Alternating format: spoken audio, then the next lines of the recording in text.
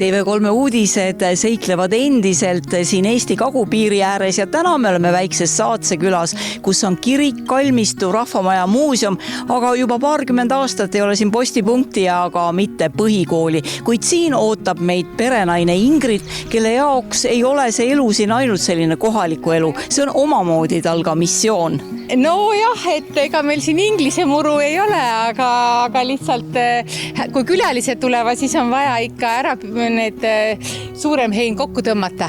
No kuidas elu tegelikult Saatsekülas käib? Me oleme ju päris piiri ääres ja kas siin on kuidagi ka omad eripärad? No eks ikka eripärad on, aga siin on vaikus ja rahu ka, et omaette selline nii-öelda siis maailma lõpp.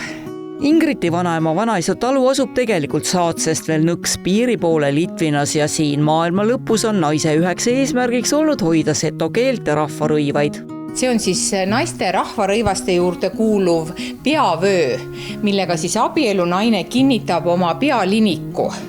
Seob selle sinna siis selle valge liniku peale ja seda tehnikat tõesti ei olnud 100 aastat tehtud. Praegu on meil üks meister, kellelt saab siis neid tellida ja aga see on igal abielunaisel vajalik ese ja kui sa ei ole seda saanud päranduseks oma vanevanematelt või emalt, siis sul ei olegi seda kuskilt võtta. Punane ja valge on seto kultuurivärvid. Seto rahvarõivad on oma põhivärvuselt valged, eriti domineerib valge vanemat tüüpi rahvarõivastes. Punases koloriidis ilmnevad muutused alates 19. sajandi lõpust, mil hakkasid seto kaupmehed sügavpunast peenvillast lõnga tooma Riiast. Seto rõivaid poest osta ei saa ja seda ei saa isegi Setomaalt, et sa tuled, et sul on kõik suuruste järgi. Et me teeme need ikkagi ja meie meistrid teevad need ikkagi nagu inimesele õigesse mõõtu, tema keha järgi, võib-olla tema iseloomu järgi, kas ta soovib natuke heledamat punast või tumedamat ja kuidas keegi nagu tunnetab või on tal mõni siis jäänud kuskil päranduseks saadud, mõned hamekäised ja hakkab sellest see terve komplekt nagu koorduma, et tõesti seto käsitööd kuskilt suurest kaubamajast ei leia, aga meil on meistreid iga tehnika peale, kelle käest saab midagi siis tellida. Seto talu arhitektuuri saame õppida Ingriti suguvõsa talu pealt, sest nii nagu kunagi ette oli nähtud, eristub Kriisa talu kindla suletud põhiplaani poolest. Hooned paiknevad ümber õue ja on suletud uhkete seto väravatega. Selliseid talusid nimetatakse kindlustaludeks. Varasematel aegadel aitas selline ehitusloogika vältida sisse tungijaid ja liigseid uudishimulikke pilke.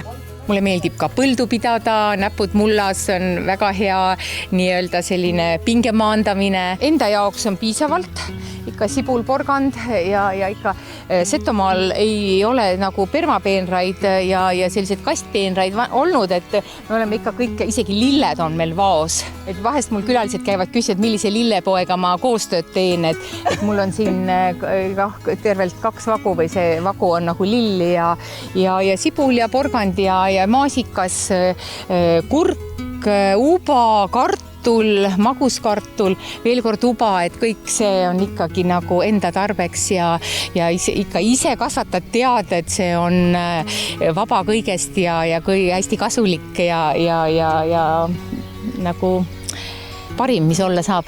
Seto talud erinevad Põhja- ja Kesk-Eesti taludest eelkõige õigeusu mõju ja kohalike tavade tõttu. Tähtsamaks nurgaks on tares ikooninurk. Toa ühes nurgas rippusid ikoonid, nende ees põles sageli õlilamp või küünal ning sinna asetati tikitud rätikud. Ahi oli kogu maja süda, sellega köeti, tehti süüa ning selle peal või kõrval magati. Toole oli vähe. Seina pidi jooksid laiad puidust pingid, kus istuti, söödi ja vahel ka magati. Laua ümber kogunes aga kogu pere. Traditsiooniliselt on siis pühase nurk igas talutares ikka Setomaal, et mitte, et ma igapäevaselt siin palvetaks, aga see peab olema. Seto ahi ka peab olema, väga hea on siia siis putru või leiba panna, et ka pole peeneid klaasuksi, vaid ikka nii nagu vanasti käib siis metallplaats ja ukse ette.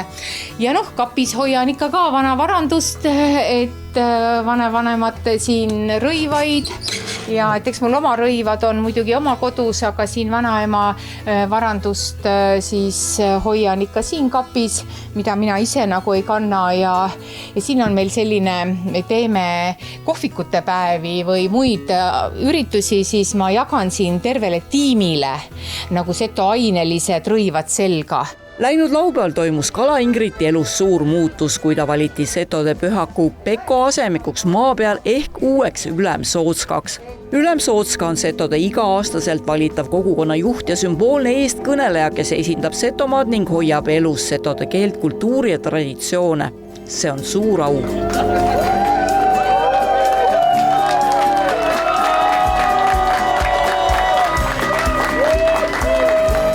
Ega veel kohale ei ole jõudnud, aga ega ma ees võtta ka tühe koha pealt uut, et ma olen näinud, mida tõse Ülemsootska oma tennu, ma mõtli läbi asja, et kas mul on tuud aigu ja tundus, et nüüd oma latse suurempa ja et ma jõva ja ma küsin ka käsityyliste käest, et kelle iist ma nagu tüüti, et kas nime toetase minna ja andva mulle tuu võimaluse, et võib-olla ma saa kävu rohkepa ja olla näidemaan vähempä.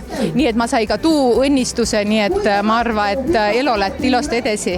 Setomaa pärand püsib ainult seni, kuni leidub inimesi, kes seda edasi kannavad. Ingrid Kala on üks neist, käsitöömeister, kultuurikandja ja nüüd ka setode Ülemsootska, kelle õlul on järgmise aasta jooksul Setomaa esindamine. Just selliste inimeste najal elavad edasi nii seto keel, kombed kui ka sajandite vanused oskused.